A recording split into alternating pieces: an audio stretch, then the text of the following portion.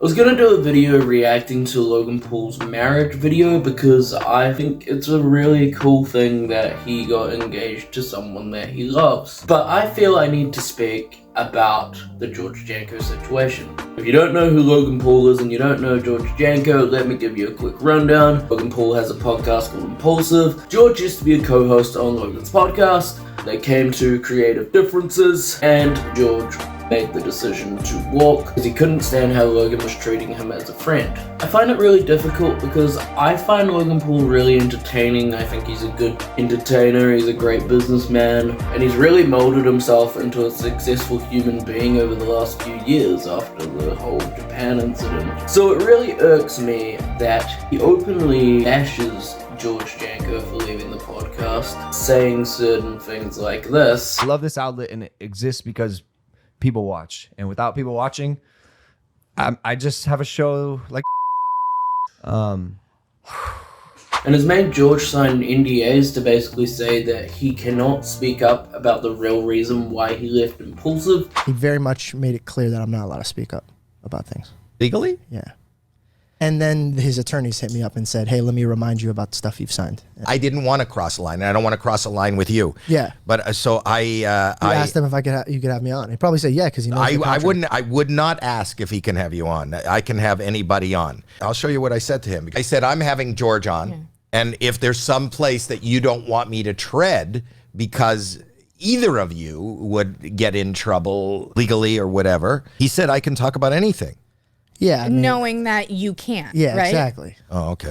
He's dropped hints here and there, but to be honest, he's never properly got into it. The only time he's really got into it was when he was recently on the Howie Mandel podcast, where he basically said the Bobby Lee podcast, he felt like Bobby took it too far. George has come out and said that they had edited the podcast in a way to show that he was being really unprofessional and that he walked. I don't know how true that is because, to be honest, from a visual perspective, when you watch that podcast, George definitely did look upset enough and obviously walked off set and took an Uber home. So I think there's more to that story that leads on. There was also another podcast where Logan actually, in plain public sight, bashed George for his religion, which regardless of what you believe of other people's religion, I don't believe you should bash them for it. Regardless, your own friend, the friend that has been with you since day one,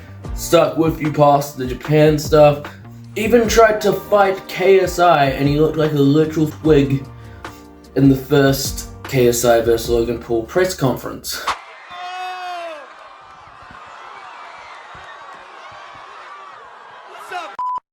So it has been shown that George is a very firm but fair, loyal friend to Logan. Another speculation that has been made is that Mike got jealous and wanted George kicked off the podcast. It did happen with Mac. I don't think it happened with Spencer. Spencer moved on his own terms. I don't think it happened with George. It seemed like George and Mike had a very good, close understanding of each other and their boundaries. So I think Mike is just doing what he has to do, man. Mike is honestly the most innocent one in all of this. So I'm just gonna say, I'm gonna leave it here, leave it up to you guys to see what you think. I just want to say to Logan, don't bash your day ones, remember where you came from, the truth will always come out. Don't forget to like and subscribe.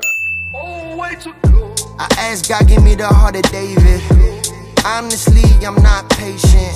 The devil getting frustrated.